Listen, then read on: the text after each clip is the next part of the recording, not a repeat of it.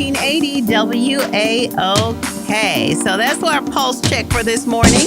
I want to welcome.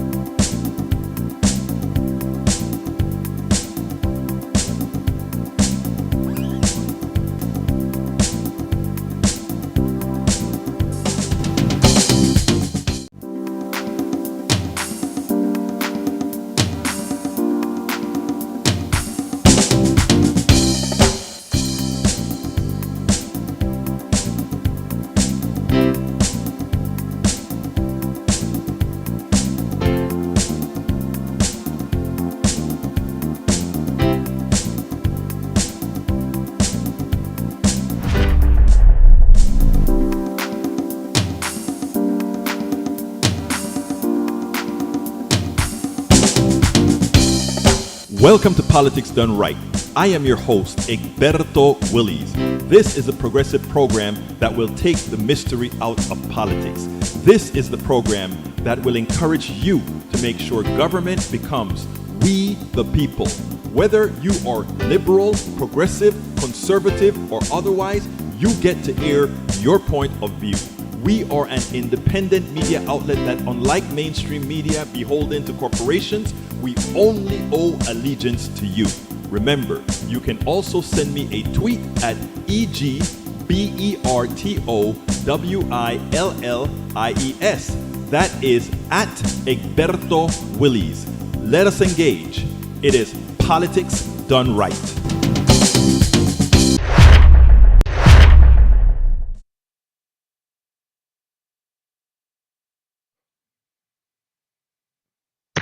Well, folks, welcome to one more edition of Politics and Right. I'm Egberto Willies, your host. Thank you so kindly for being a part of the show. We are going to have a great show for you today. I know, folks, a lot of people are still not feeling so good. A lot of people, I got a couple of emails that said, Egberto, I'm staying away from media for now. I need to regain my sanity. I get it. I get it. No, don't worry. We're still on the job. We're preparing. We're keeping things alive for when you can be back again. So rest assured that we will be here as you recover, as you get better. Yvette Avery Herod, welcome, my dear beautiful Yvette, our union expert. Michael Rudnin, welcome aboard. Great to see you here.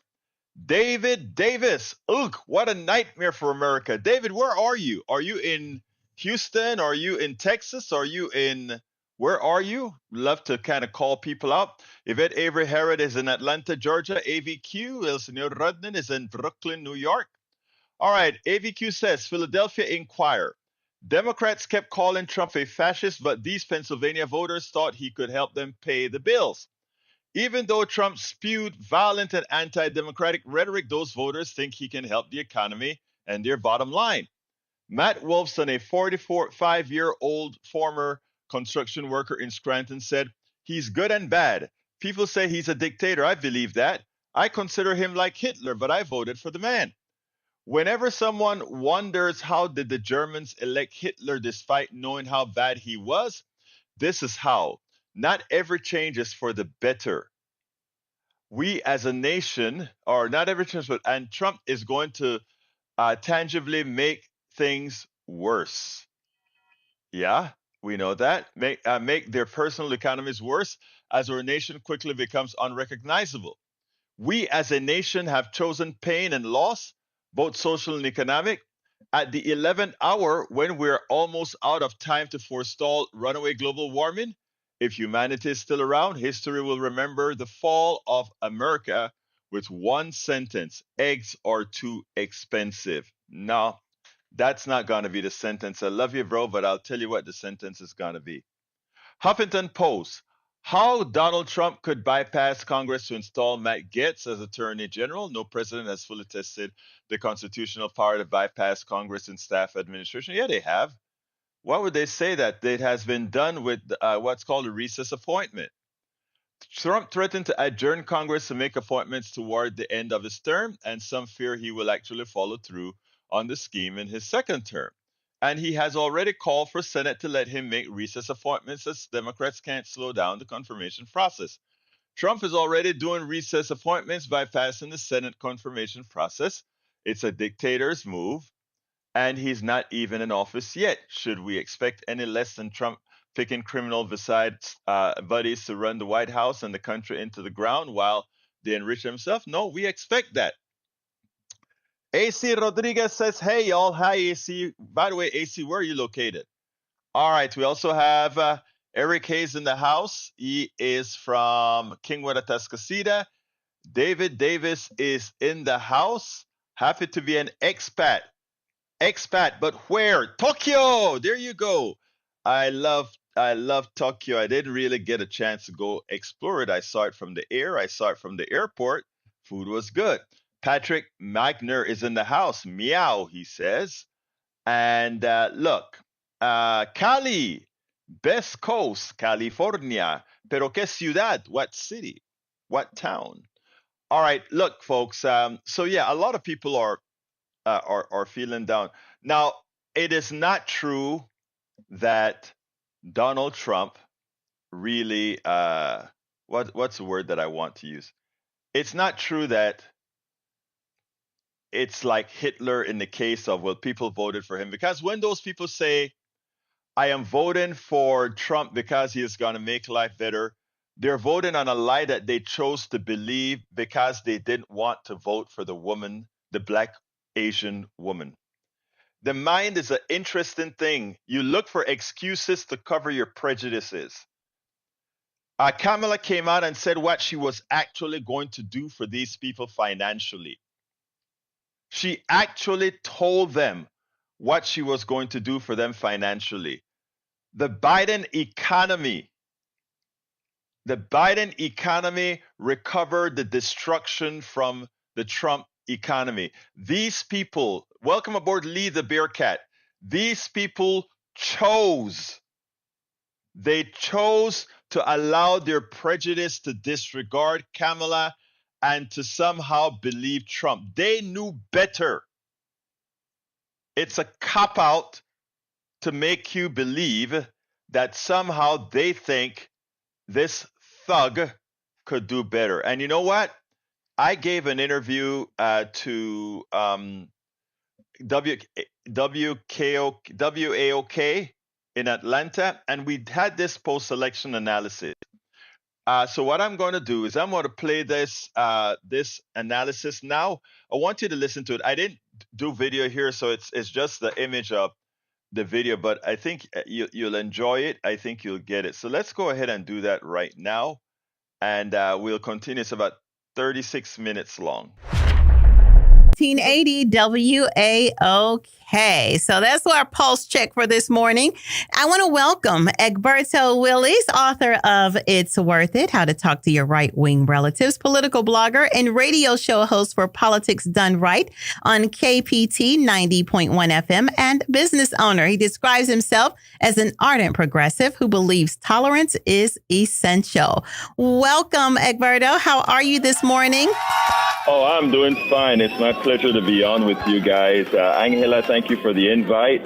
And just one correction, KPFT 90.1 FM. All right. Thank you so much for that correction. We want to make sure that people know how they can tune in to you. So what did you think about that video? Were you listening to that? Did you hear that? Oh, I mean, she nails it, right? I mean, this is exactly how we are programmed. That's what the white patriarchy looks like. That's what it sounds like. And that's exactly what they do to program us. And in effect, the result that we had in that a person like Donald Trump, who is a buffoon, not intelligent, can actually win an election over a very competent person because of exactly what she spoke about. Yeah, I thought so too. When I saw that, I was like, oh my God, this is like so spot on. It's just so spot on. So we started on Monday, just featuring a couple of videos that we come across and just sharing them, just kind of just wanting to do a pulse check on America and just let people hear what other people are thinking about America and what's going on. Tell me, what do you think happened in this election? What do you think happened? Okay, the first thing I need to come out and give a mea culpa to all the people who've listened to me and the writings that I've done, etc. I had it all wrong. I thought America had grown further. Look, I remember that. I know that Obama was a fluke, but I thought we had grown further away from sexism and racism. So I have to give a mea culpa. I thought she would have won. But let me deconstruct this a bit. The stalwarts of our democracy in America are Black women and Black men, point blank. And to some extent now, Latino women. But everybody else have been co-opted by the patriarchy. When people talk about, well, you know, just maybe the economy was the issue, people use the economy as an excuse. This is the best economy in the world right now. Not for everybody, but in the aggregate, it's the best for the entire world right now. If we take all the numbers, so therefore people were just looking for an excuse to have their most outer or most inner prejudices for them to vote for an inept, xenophobic, rapist, and we can continue the adjective. Yes, we could. I'm with you. I don't think that she didn't win. Well, not really. I mean, I think that she did win, but like you said, it was outweighed by those on the other side or some inner workings that I think have yet to be revealed. What are your thoughts about that? Do you think that there was some kind of No, I don't. You don't? I don't want us to go there. In other words, I don't want us to go there and start to do what they did. He lost fair and square, but he never admitted it. He lost by 7 million votes in the popular vote, even as he won when he won by losing 3 million votes in 2016. In 2020, he lost by over 7 million votes. This time around, one of the issues that occurred is that enough people, there are two things that really occurred. If you take a look at the amount of folks that voted between this election and 2020, there's a big difference. Right now, we're down 15 million or so people that didn't vote. But that shouldn't have been the number that killed her. The number that killed her is that white women who will be suffering from these policies from Donald Trump couldn't get over that this was a Black Asian woman. But as far as saying were the counts wrong, etc., look, it's really difficult the way the system works for you to really, because they're not connected to the internet or anything like that, right? It is not an easy thing to nationally for what occurred to have occurred without somebody spilling the beans. That's my thought. I don't know, Egberto. I'm gonna say Willie God. I know folks don't want to believe that. Angela, let me tell you this. I don't want us to go where they go. I hear that. I don't want us to go where they go. They are an inept bunch, but we also had to show up, and we didn't show up. And when I say we, I'm talking about everybody who's progressive or everybody who needed to have voted Democratic. Mm-hmm. They didn't show up. Mm-hmm. Okay, there are people. So look, I'm in Kingwood. I'm in a very red area, right? And these people were voting gangbusters. And I'm in line knowing that the guy in front of me and the guy behind me, I knew he was voting for Trump. Mm-hmm. Okay? Now, I saw the lines in Atlanta. I saw the lines in Pittsburgh. I saw the lines in Philadelphia. And they weren't what they were in 2020. We didn't have lines. We had voting by mail. You remember? Right. Yes, I do. Because of COVID. Yes. But so what I don't want people to do is to go out there and start thinking conspiracy, because I don't want us to be in the same boat with those fools. Yes. I don't want us to look like we can't accept reality. What we have to go out there and do is work. In other words, let me give a good example. Okay, I love Kamala to death. But here's a big mistake. How much money did Kamala collect? $1.2 billion. Okay?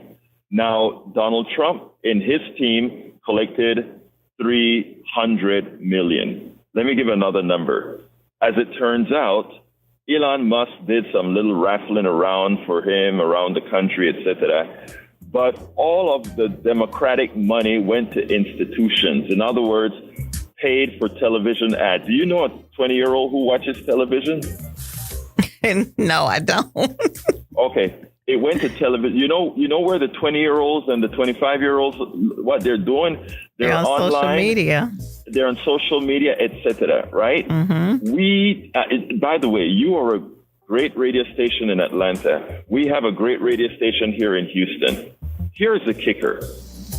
Did any of these Kamala people during your fund drive, did any of them put a whole lot of online ads with your website, within your podcast, within your on-air radio? I know at KPFT we got zero. But the guys who make $10,000 a month or $25,000 a month who are consultants, they got a ton of money. So we have to understand that it's not we, the people, that created this problem, but it's the people that ran the Biden administration's campaign. All these guys, they didn't look at the grassroots to get the people out. They just went and did things the way they did it back in the olden days. And we got the olden days result. We did. So we got to go to break. We'll be right back. I got some callers who are just dying to talk to you, Egberto. Oh, my God. They are are just dying to talk to you. As soon as you came on, the phone just boom, lit up. All right. So hold on. We'll be right back. We are back with our conversation with Egberto Willies, host of Politics Done Right. And Egberto, as promised, I got a couple of callers who'd like to speak with you, starting with RJ in Atlanta. RJ. Hi, RJ. How you doing? Good. How are you? Doing? All right. I was just going to say a couple of things. As far as with them losing the election, as I said last week when I called 1380 that Friday, I forgot who was on there. But anyway, do y'all think that it could have been because, like you said, the American people really just tired of what the Democrats has been really bringing to the table? I mean, I hear everybody saying it is because she was a woman, it's because of all kind of other stuff. But I mean, you can say whatever you want to say, but I'm telling you now, if the Democrats keep going the way they're going to lose people like me also who have been voting Democrat forever. I'm not going to keep doing that, and a lot of people are not going to keep doing it. Now, they can make up any excuse they want to. They can say whatever they want to. It was rigged, whatever. But it's not going. They're going to find out. They're going to keep going the same way, trying to make excuses for the fact that people just didn't like her policies, allowing illegal immigrants to come in here, giving them all the money that people who are from here can't even get. It don't make any sense. Transgender stuff that's being forced on our kids, it don't make any sense. I don't understand even how the churches can supposed to be so religious and yet they're going along with certain things dealing with homosexuality or transgender stuff. It don't make any sense. And American people just tired of it. They thought by everybody running in there voting early, it was going to be in her favor. That just was not the case. People not going to allow you. It's just like you open up your house and let everybody come in there and live for free who just come from anywhere. It don't make sense. If it's against the law for companies to hire people who are illegal, it should have been against the law. The Biden them broke the law, allowing people to come in here illegally, giving them free benefits and funding. Look at Chicago, New York, all these places have been going through hell because of this is being allowed by the Democrat administration. So people just tired of it. Now, y'all can say anything you want to, any excuse we can come up with, but I'm telling you, they're going to keep losing. They keep going that route. Okay, let me answer you first, sir. But Angela, yes, I hope you listen to what that young man has to say. Yes. And that is how effective the Trump message was. Mm-hmm. What he said was completely wrong, entirely wrong. But he believes what he just said. And I don't have anything but respect from the caller that just said that. And where the Democrats failed, they failed in messaging to tell the truth. Let's talk about each. Well, would you like me to answer each of these points independently? Yes. Point number one on immigration. First of all, if we take all the monies, first of all, immigrants don't come over here and get money from the government willy-nilly like Trump advertised. That is not what happens. What happens is we are part of the international community, and if people come over here seeking asylum by international law, we are responsible for figuring out if there is a legitimate claim for said asylum. Now that takes time because we don't have a bill that says let's go ahead and expedite these issues so we know if we ought to deport that person quickly or not. If we can't deport them quickly, we have to house them, we have to feed them. Now, the reality is nobody in America should be unfed, unhoused, or any of those issues, but the policies of the Republicans create those possibilities. Under the Biden administration, what actually occurred is we dropped poverty in half because of policies that were ripped up 2 years after he came into office by the same administration that is going into power in 2025. So the things that young man spoke about, it's the same. If he voted for Trump, he voted for the institution of those policies that ensure these poor people remain poor, stay poor, or get poor. So that is on the economic part. As far as the economic situation in the country. The economic situation in the country was caused by the guy he elected because of what they did with COVID. And again, the Democrats are poor communicators. Let's give an example. And you can interrupt me if you have to, Angela, if I'm going a bit too winded. Oh, no, go ahead. But COVID, all right? Before COVID, we've had potential pandemics before COVID. But guess what? When we had the Obama administration, Obama heard that Ebola was about to come. Obama heard that E12N1 was supposed to come. Instead of sitting and putting his tail between his leg, he ran to Africa. He ran to Indonesia. He sent people to these places so that we could arrest the disease before it metastasized in a country that then could spread like COVID did. We could have done the same thing with COVID. If Trump had jumped on the bandwagon and said, I am going to go into China and make sure and help those folks so that this stuff doesn't spread and come over here. If when it initially came to Washington State and New York, if he had said, we'll institute quarantines immediately, the spread would have been mitigated. But we didn't do that. By the spread occurring, it killed the economy. By killing the economy, it affected the mainstream, the system of transferring goods. That system of transferring goods, when that broke down, it caused shortages. When you got shortages, you got inflation. So therefore, directly created by the policies of Trump, who is now going to be placed back into power. Now, how did Biden handle that? Better than any country in the world. Because our inflation is now at 2.1%, lower than it was when Trump was in office. The employment rate, lower than it was when Trump was in office. None of that is widely distributed as Trump's message went through social media and every other media mechanism.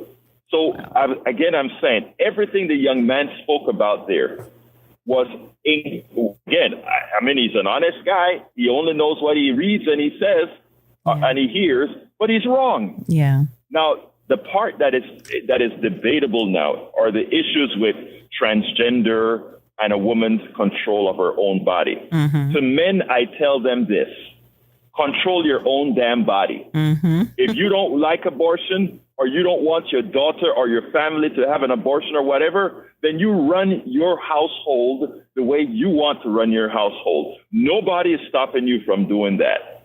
But damn it, you don't try to tell a woman or another person what they're supposed to do. You don't. Amen to that. And when it comes to trans, what does that matter to you? The only thing trans are saying is, leave me to hell alone. Yeah. Let me live my life. What does that? And ministers, I don't want to hear from the pastors and the ministers. The biggest sex scandals in this country occurs in the church, not outside of the church. The most evil that has occurred in this country, the wars that have occurred. So there are good Christians out there. I commend them, but I don't want to hear anything about why is the church doing this or why isn't the church doing that? Because the institution that has caused the most trouble right now that we've had in this country. You want to know where your kids are in most danger? We did some stats on this. Your kids are not in danger because of a trans or a homosexual person. Your kid's in danger because of a darn pastor. Thank you, Angela. Thank you so much for that. So, you said a mouthful, and I definitely see. I see, and I can agree with what you were saying. Definitely. So that's why I wanted you to continue, because I definitely was agreeing with what you were saying. So, I'm wondering though, what do you see as the most dangerous aspect of a Trump second administration? The destruction of the administrative state. In other words, when Trump leaves in 4 years, look, he's going to mess up, okay? He's going to mess up and people are going to turn against him. Let me give an example. Do you remember in 2008, during that election between McCain and Obama, and Bush had really messed the economy up. His rate was down to 38%. Okay? Now, people wanted to get rid of him. I tell you how I knew a black man finally could get through. They were doing, Bush destroyed the faith in the Republican Party. A canvasser was in I think it was Pittsburgh, Pennsylvania. And this guy, the canvasser, went up to the woman that was at the door and said, "Who are you voting for?" They're canvassing for Obama. And the woman, I don't know why she thought she had to do this, but she went ahead and she shouted to her husband, "Honey, who are we voting for?" And And the husband goes back and he shouts back, "Oh, tell them we're voting for the N guy." I don't want to use the word. Yeah. I don't want to use the word on your station. Yeah. But you understand. Yes, I do understand. This guy is a racist. He's a sexist. But the economy is so bad. It is so bad that he was going to go against his own personal racism and sexism to vote for the black guy. Yeah. Wow. Now, the economy was not bad enough.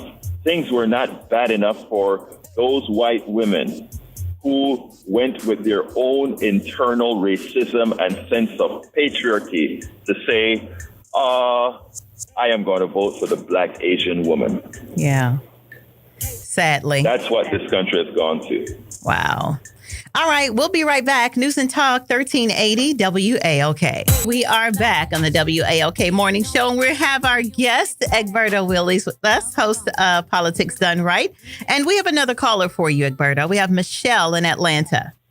Hi, Michelle. Yes. Hi, how are you? I'm enjoying your comments, and I totally 100% agree with you. I think at first I was thinking in the area of the election was stolen, but I don't think so. I think it was misinformation. And misinformation, let me tell you, I canvassed for a long time. I gave to Act Blue. I did everything I could in my power. I went out and talked to young boys. I was wondering, where are the people that are actually on the campaign that are doing this, that are getting paid for this? Because the things that I was hearing that these young black men were believing, and some black women, and that were so angry at this administration, Biden's administration, for things that are not implemented into our communities, it's just unbelievable. Where were they? Were they in the barbershops, which I was? Were they in the hood? Did they go to the rural areas and try to get some of these people in the rural areas? They only get their information from Fox News. This was misinformation. I'm not scared about what's going to happen because I know it's going to be treacherous. But what I am afraid of is how are we going to fight it? Because let me tell you, we have the power, the people, and I'm not just talking about black people. We have the power, but we don't have the money. So now we're confronted with someone, Elon Musk, and Phil, all the people in the Project 25, that supported Clarence Thomas with these lavish gifts, who also supports Cornel West. And somebody needs to look into that. He's on there talking about Gaza and all this stuff. He helped him also win. And nobody's pointing that out either. We need to look into all of this stuff. How are we going to fight this? Because when you have money, you have power. You have power to spew out these misinformations. You have the new. You can buy off people, the news channels and everything. 26 states. There's a Republican that owns the news channels. These people are told, because they need a job, what they can report and what they can't. How are we going to fight this? We have the power, but we don't have the money. And as far as the churches and everything, why are they so? I agree with you. You need to be scared of what's going on in the churches. Those are. Look at some of our leaders in the churches who have been found, liable and guilty of what they've done to some of our young black boys.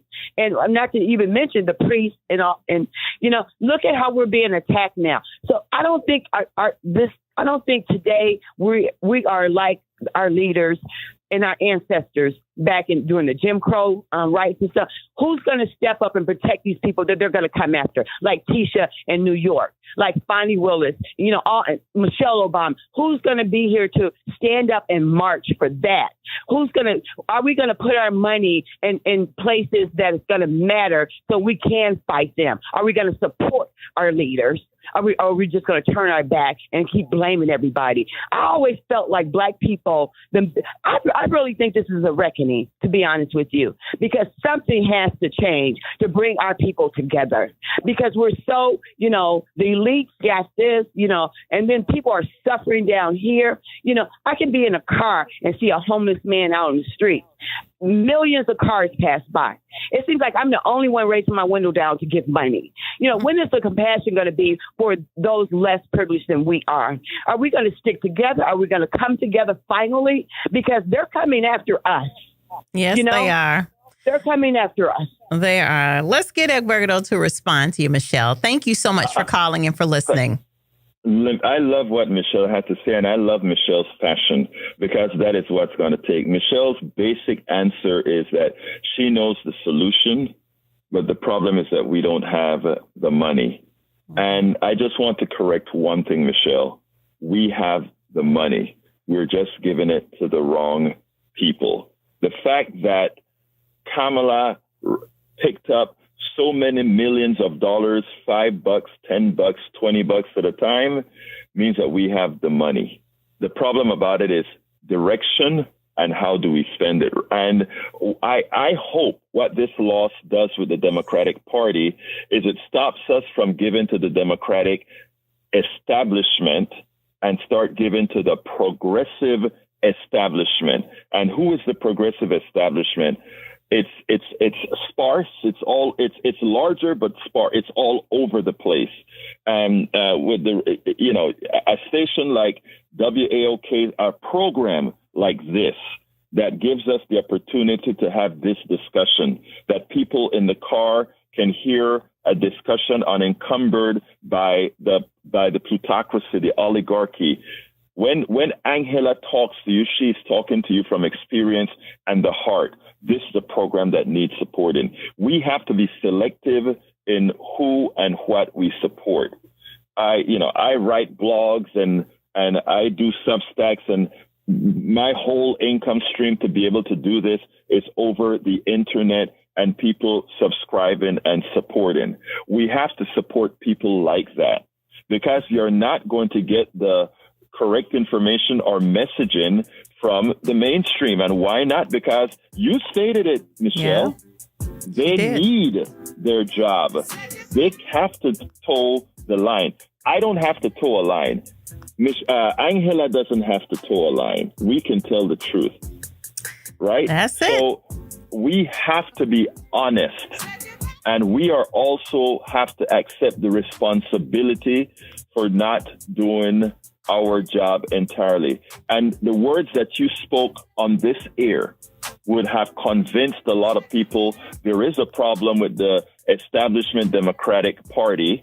And I hope my words would convince others to stop giving to establishment and start providing to the people, Angela, the me's of the world, those of us that are really trying to do the right thing to inform our people. That guy that called first, great guy, but completely disinformed, not uninformed, disinformed, because what he was informed with was on truths that he thought were truths. Yeah. And that is what we have to be careful of.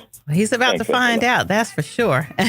real fast. So I want to get your opinion when we come back on the other side of this break, Egberto. Are you concerned that we might be turning into an authoritarian type government with Trump? Do you believe that that's what he is setting himself up for? I want you to answer that for me on the other side. We'll be right back. News and Talk 1380 WAOK. So I asked you a question right before the break, Egberto, but before you answer that question, can you tell our listeners how they can get in touch with you? So we just had someone who wanted to know how she can get in touch with you and how she can support you. So can you give us that? Okay. Oh, absolutely. If you go to politicsdoneright.com/newsletter, politicsdoneright.com/newsletter, that's the entry into all the different things that we do. And you can support that way if you so desire as well. politicsdoneright.com/newsletter. Okay. All right. Great. All right. So what are your thoughts about Trump trying to move to an authoritative style government? Thank you, Angela, because that is the number one question. Let me just say we are already a soft authoritarian state. Let me give an example. I promote our messaging, the kind of messaging that supports us all on YouTube, on Facebook, on Twitter, everywhere. But because our main sources of the internet is controlled by a few billionaires, they can shut me down. Let me give an example. A few years back, I said something that they didn't like about our system. And somehow my channel was blocked. And as my channel was blocked, it meant my income stream from videos went to zero. Why did I call it soft authoritarian? Because while they didn't come and arrest me, what they did is they prevented me from making income on that particular channel. And that is the current way things run. That is why our brother that called earlier was ill-informed. Because again, the Trump messaging was allowed to go over all these networks freely, while our messaging, it takes a little bit more effort to get to that amount of people. The other thing, and I wrote about this at my newsletter, what Trump did is something Obama did, which made Obama quite successful, and that meant targeting, online targeting. As an example, let me give you the perfect example. Kamala is a black Asian woman married to a Jewish man. The way she was advertised by Trump to the Palestinian community was a woman married to a Jewish man who hates, to the Palestinians, she's married to a Jewish man who hates Palestinians, so she hates you. So that was inculcated and direct message to those people from the Trump campaign. At the same time, the Trump campaign was sending these messages directed to Jews saying that, look, Kamala is like all those other leftists who are there just to support Gaza, those terrorists, no context whatsoever. So she got hit on all sides for who she was, completely misrepresented, but actually it did its job. You notice this young man that called earlier, he was talking about Gaza and all of that. How many people in the community do you know really is concerned about Middle East policy? What Trump did was planted that seed into the minds of many who otherwise would not have been there. Yeah.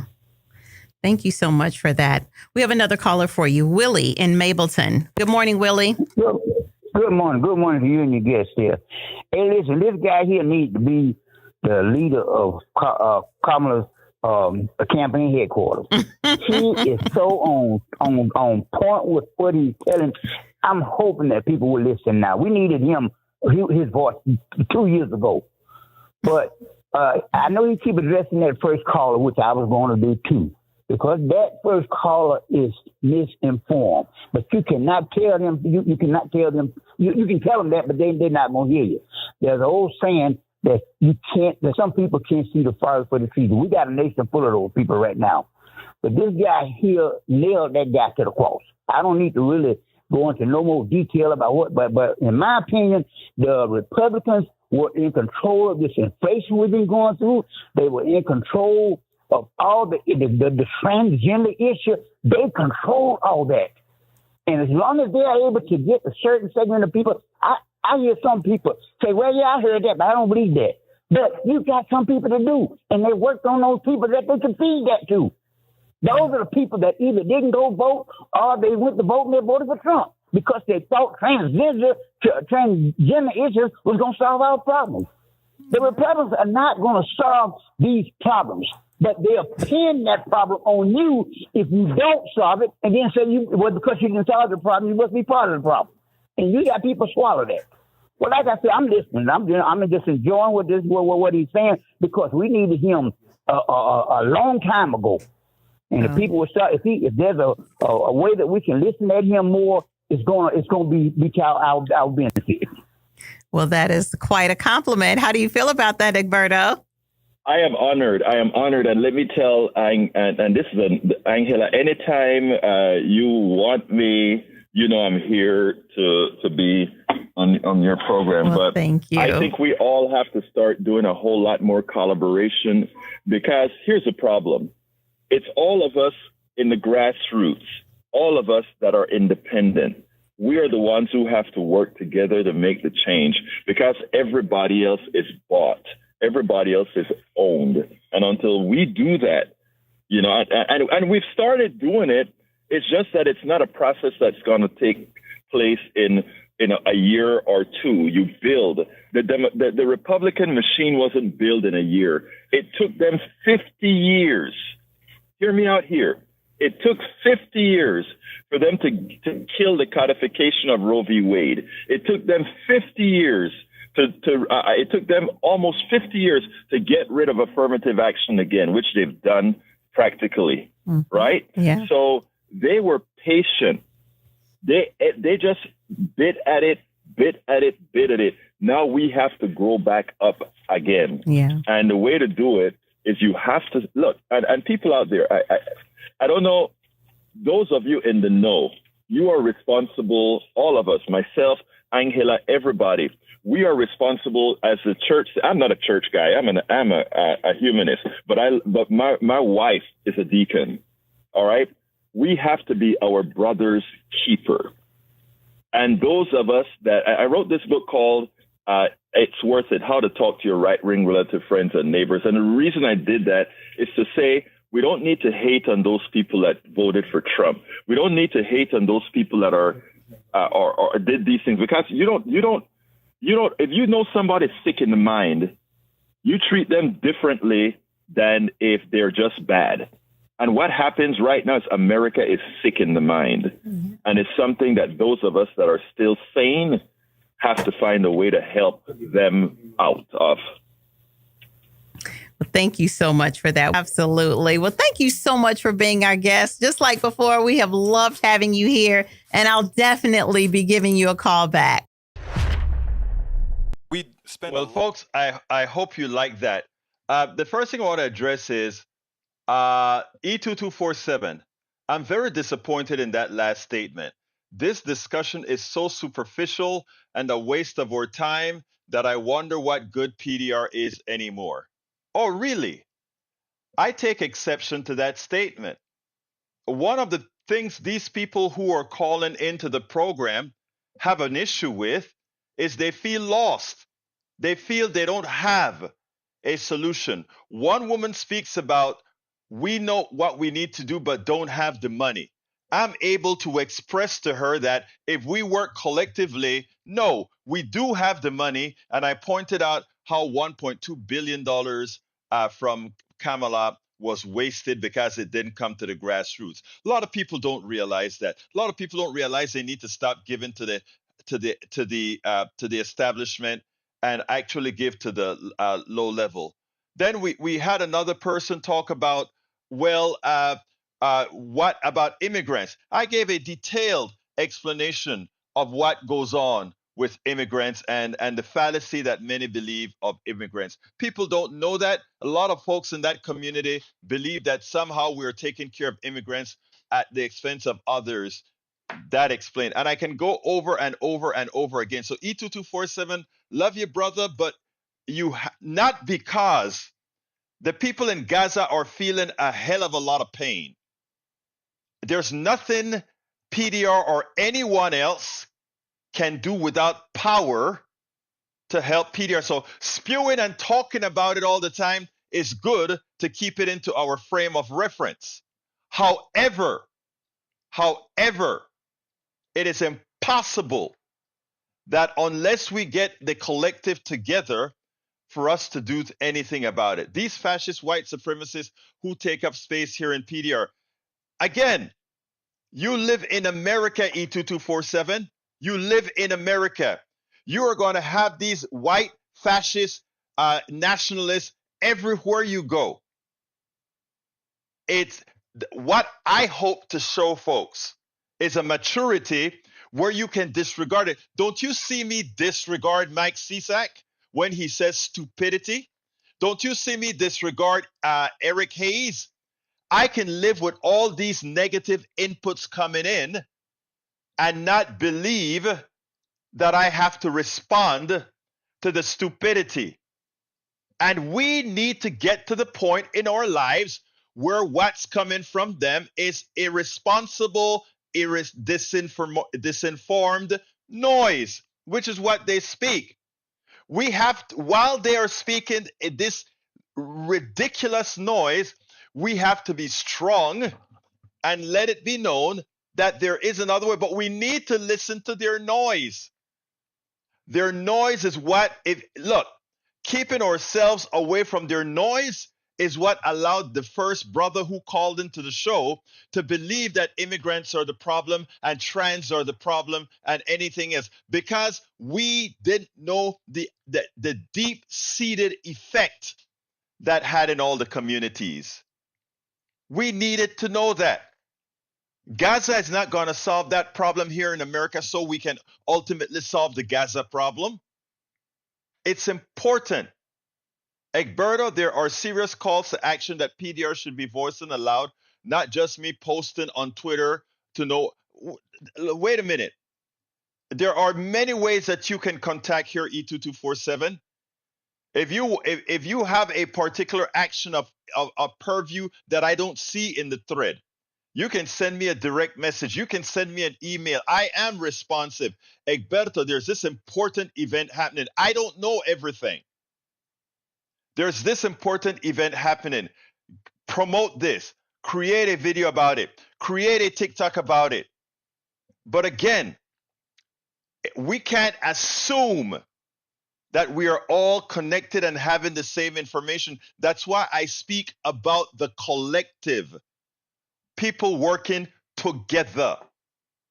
And brother, and those of us in the progressive space, we don't have the time to be at each other's throats. I will always be an ally to a progressive, even if I'm not 100% with them, because we have to work together. Let's get with the program. Now, there's another interesting thing. Mike Cisak, remember I said I disregard the stupidity, but there are some things that must be addressed to show. And I want to show you something that he said that shows you the lack of critical thinking and how you should address it. Let me see if I can find the statement, because I looked at it and all I could do was laugh. Let's talk about it here. Listen to this. Listen to how ill-informed and unable to critically think the right wing has left some of our MAGA brothers. Listen to this. He says, worker co-ops are based on a socialist ideal of shared ownership of the means of production. Okay, listen to that first statement. I love that. He's correct. Worker co-ops are based on a socialist ideal of shared ownership of the means of production. Look at the next statement now. Outside of very small group ownership, socialism requires authoritarian forms to force to enact the ideals. What? You are saying that the means of production are owned, or the ownership is shared. Many of us. And then you believe the stupidity the capitalists tell you that somehow you're going to need authoritarians because the means of productions are shared. It makes no sense whatsoever. What is true is capitalism is authoritarian. You have the guys on the top that controls the means of production, and you slaves run it. Do you see how they fool you? That one sentence from Mike Cisak shows a lack of critical thinking. Means of production shared by all, but somehow that shared stuff of ownership is going to do it. Okay, Michael, I'll actually entertain your idiocy, my dear brother. Talk to me. You're on, Mike. Make your case, good. Mike. Make right. your case, Mike. Okay, real quick, because I know it's coming up on the end of the hour here. So, worker co-ops. a very, very small organization where everyone knows each other. Okay? It's easy in that situation when everyone is voluntarily getting together and working for a common goal to have that ability to operate as a collective. Okay? Okay, stop right there. Stop right there. Okay, perfect. No, perfect, perfect. You just said it. Thank you right there. Thank you. So Right. you said in a Okay. small All right. group, no, in a small group, Yes. you're saying they can work together, but in a large group, you're trying to tell me that you have to Yeah. have an authoritarian and therefore collectives don't work, right? Yeah. Right. Okay, Yes. I thought that's what you're Because you saying. do. So you are agreeing with me Right. that capitalism is an authoritarian model. No. You just said it. No. No. You're associating the wrong things. Okay, So help. Teach me, please. Teach me. social. Okay. So like co-ops. If you want to expand a co-op into a very large population of the country, okay, where people people in one town don't know the people in another town. They don't know what they're doing. They, vice versa. Okay. When you when you start to do stuff working back and forth, in order to run such a large or much larger population, okay, you have to have controls. So That's so you where agree it has to be socialism breaks authoritarian down, then. where it has You to are be. saying You have if to you run have to have authoritarian. controls hold on. If you have to have controls, you are agreeing with me with different words. You said it have to be a strong person on the top. That's your belief. Authoritarianism. That's your belief. In other words, you're saying if it gets too big, you have to have a small something to control it. And what I'm saying is that's false, and we have evidence to prove it's false. Because in I think in Spain, we have Madrigal that works just fine as a collective, and it has over 76,000 workers. One of the biggest companies in the world. Yeah, it's a very small company overall. Yes. And secondly, Okay. why is it that we need big companies? Why do we need big companies? Why is it a requirement that companies are big? A lot of companies become large because you have to have consolidation. Why? Due to the costs of regulation and other laws that's a false statement. That's a completely false statement. That's a completely false statement. Completely false. Hey, if we have no, stop. For example, don't lie to our audience. No, that's a lie. You stop for a second. That is a lie. Let me give Go ahead. an Continue. example. Go ahead. Let me give an example. Okay. So, of the 45 years I've been around in the state that I live in, okay, year after year, we have more and more local butcher shops close up, small shops close up. Of course. And I keep asking them when I talk to them and said, why are you having to close up? And every single freaking time they say it's because of the cost of regulations. They're lying to you. Out of business. No, I have researched that. They are lying to you. Because let me tell you why they're closing. They're all closing of them are good friends. Okay, you said it. Let me just explain the reason why. You've said it. You don't have to repeat it twice.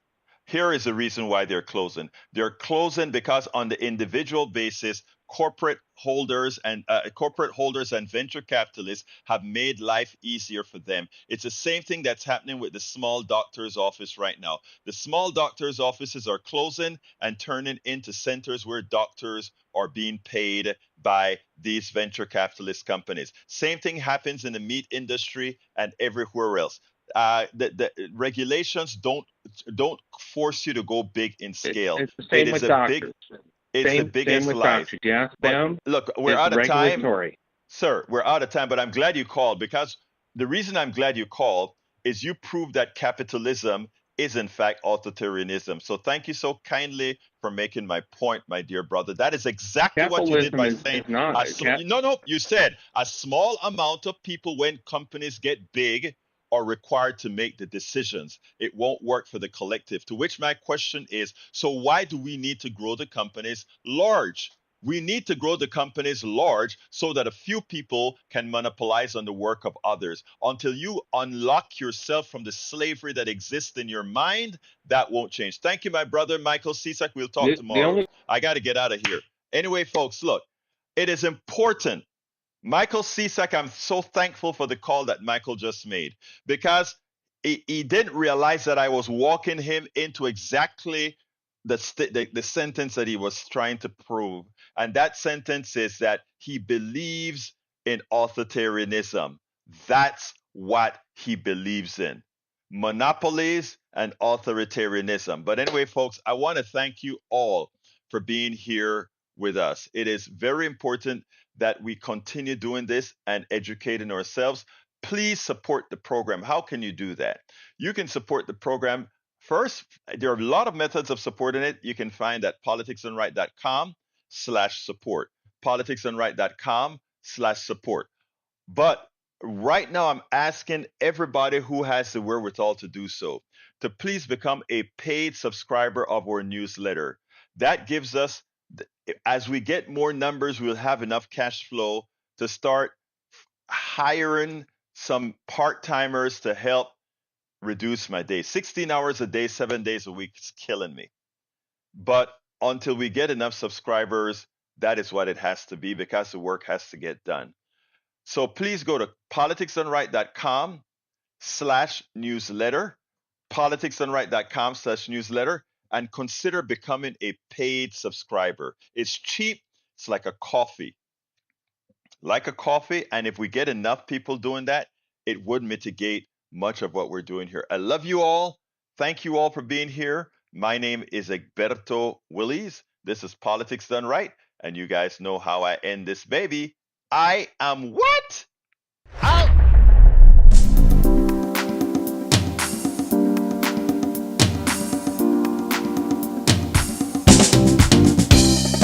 Welcome to Politics Done Right. I am your host, Egberto Willies. This is a progressive program that will take the mystery out of politics.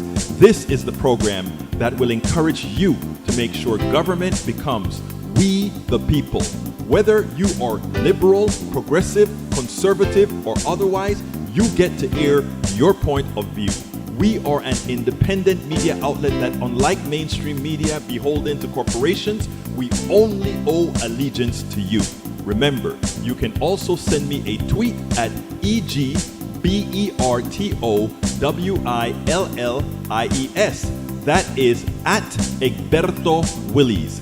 Let us engage. It is Politics Done Right.